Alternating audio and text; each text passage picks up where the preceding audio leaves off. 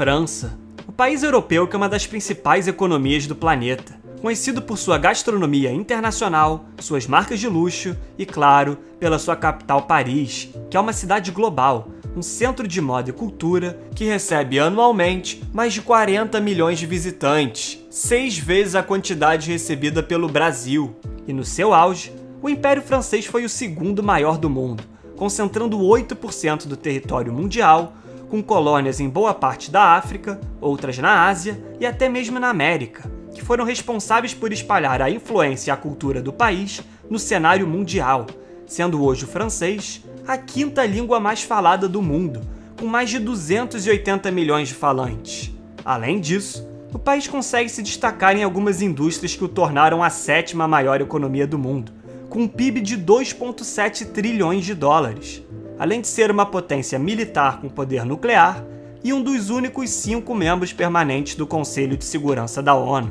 E esses motivos colocam a França como um país extremamente influente ao redor do mundo, com voz ativas em diversas organizações, como a União Europeia e a OCDE. Porém, o excesso de leis trabalhistas e a proteção social tem feito a economia francesa sofrer diversos abalos nos últimos anos. E nesse vídeo, vamos ver como a França saiu da Revolução Francesa para se tornar o país que é hoje, abordando os problemas e desafios da sociedade francesa para os próximos anos, com crises institucionais e a sua polarização política.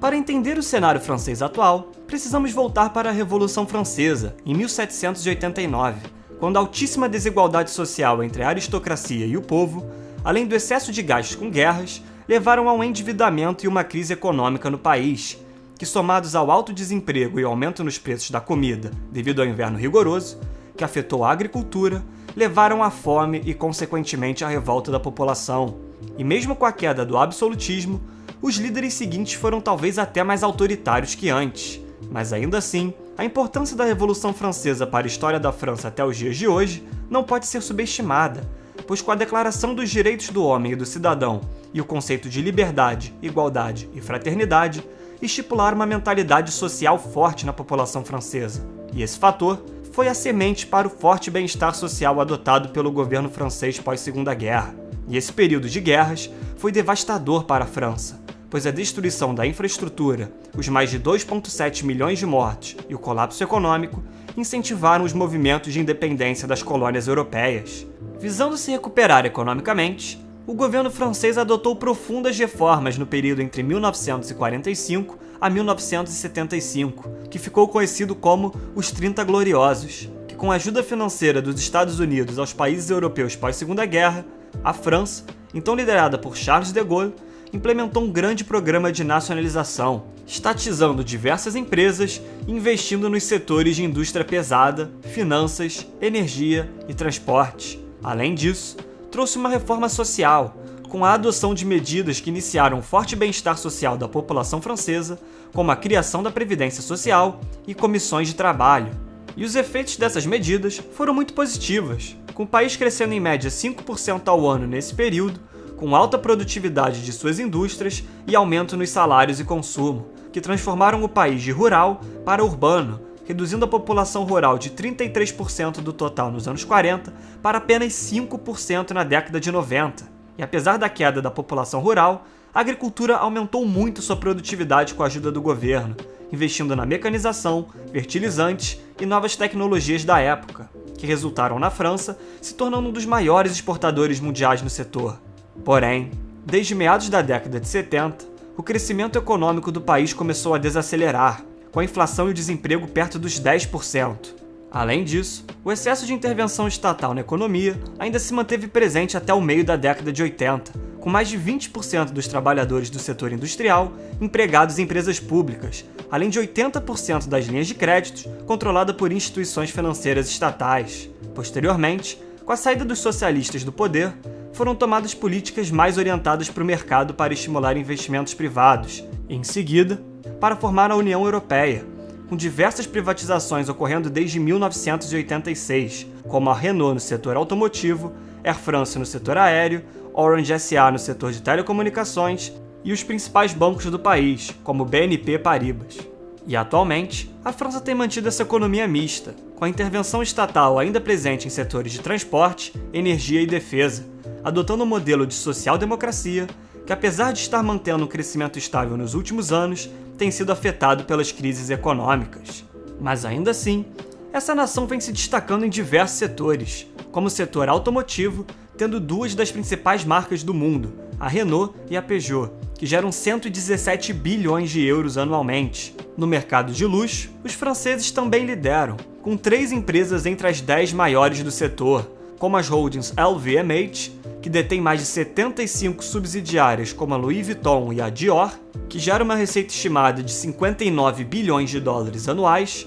e a Kering, que detém 15 subsidiárias, como a Gucci e a Balenciaga, além da L'Oréal, que é a maior empresa de cosméticos do mundo. O setor de energia também é muito importante, principalmente pela energia nuclear, com a França sendo a segunda maior produtora do mundo, com mais de 70% da energia elétrica do país vindo dessa fonte. A agricultura também é importante. Mesmo com a queda em relação ao PIB ao longo dos anos, o país ainda é o 4º maior exportador do setor do planeta, sendo destaque em diversos produtos, como batatas, queijo e principalmente o vinho, com a nação sendo a maior exportadora do mundo. E não surpreendentemente, o turismo é um dos principais setores, sendo o país mais visitado de todo o mundo, recebendo mais de 90 milhões de turistas em 2019. E esse setor realmente é muito importante para a economia francesa, já que representa 8% do PIB do país, com 229 bilhões de euros arrecadados em 2019 e gerando mais de 2 milhões de empregos anualmente.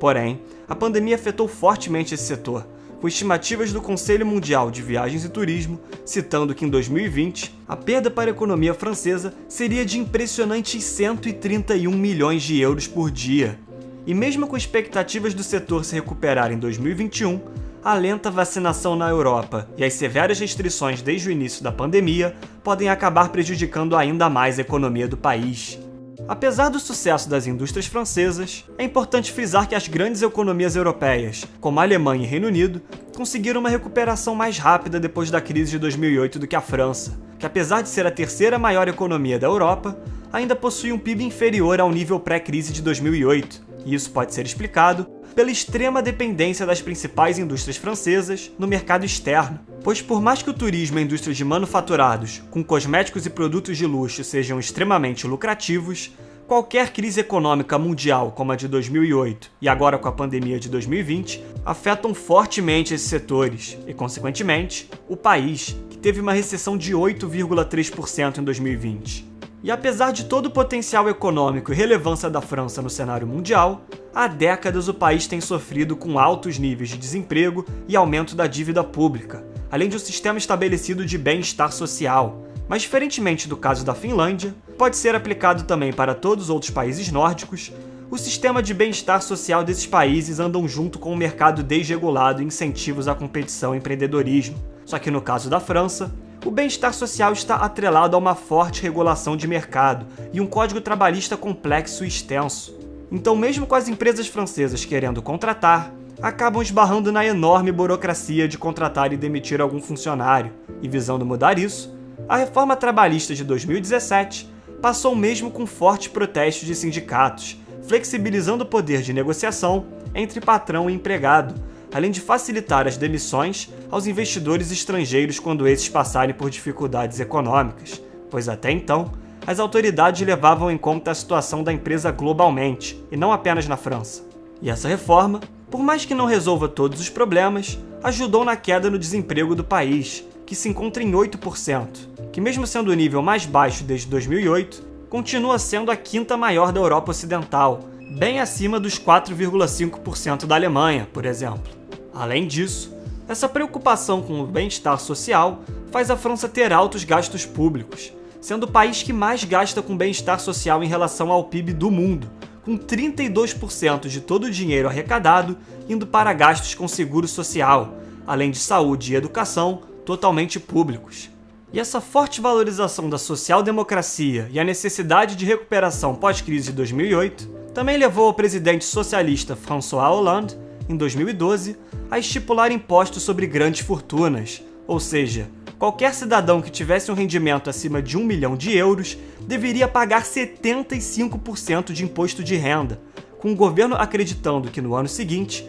isso renderia uma arrecadação de cerca de 30 bilhões de euros a mais. E, obviamente, essa expectativa foi bem abaixo do esperado, com uma arrecadação de apenas 16 bilhões de euros. Isso pode ser explicado por um conceito chamado de curva de Laffer, que mostra que a relação entre o aumento da receita de impostos com o aumento da alíquota de impostos tem um limite, ou seja, quando chega nesse limite, o aumento na alíquota faz as receitas diminuírem. E essa medida foi desde o início muito contestada, com mais de 22 mil milionários deixando a França entre 2015 e 2016, com jogadores franceses ameaçando paralisar a liga e críticas de diversas autoridades, como o então ministro da Economia e hoje presidente, Emmanuel Macron, citando que o país tinha se tornado Cuba sem sol. E esses fatores forçaram a abolição total da lei em 2017. Outro fator que vale mencionar é a situação da migração para o país, que, diferente de outros países europeus, a França já no século XIX se via como um paraíso para pessoas em busca de liberdade ou perseguidas por motivos políticos em seus próprios países. E com a industrialização e a crescente necessidade de mão de obra, a França se tornou um país de destino para os imigrantes. Contudo, desde o fim da Segunda Guerra Mundial até os dias de hoje, a maior parte dos imigrantes vem das suas ex-colônias, que por possuírem religiões e visões de mundos diferentes dos franceses, têm criado tensões que acentuaram a polarização política, que se encontra em um nível bem preocupante, com radicalização do discurso em relação à política migratória, que foi ainda mais acentuado com as recentes cartas de militares para o presidente Emmanuel Macron e assinado por mais de 240 mil pessoas, citando a necessidade de ação para evitar uma guerra civil no país. Tal fato evidencia como a estabilidade política tomou conta da França e põe em questão o futuro da nação, seja na questão política ou na econômica. Portanto, o futuro para os franceses é incerto, pois essa polarização política e a economia obtendo performances abaixo do esperado tendem a aumentar nos próximos anos, principalmente porque a França continua inflexível em mudar suas estruturas protecionistas e burocráticas de suas indústrias e do mercado de trabalho. E com isso, é difícil pensar em uma alteração na situação econômica do país em um futuro próximo. Além disso, a situação migratória também representa um grande problema, pois no momento, parece que as autoridades francesas perderam o controle da situação, que está inflamando a política e ameaçando a democracia no país. Para contornar essas situações, o povo francês precisa se unir e procurar soluções que possam significar uma redução de direitos trabalhistas e sociais para estimular mais investimentos e redução dos gastos públicos, além de solucionar a questão da migração através de um controle mais acentuado de suas fronteiras. Se essas questões forem resolvidas, não há motivos para não crer em uma mudança de cenário para os franceses, pois o poder de influenciar o mundo a França tem, com sua longa história de excelência nos seus produtos de beleza e marcas de luxo, que conferem ao país um glamour que poucos conseguem ter.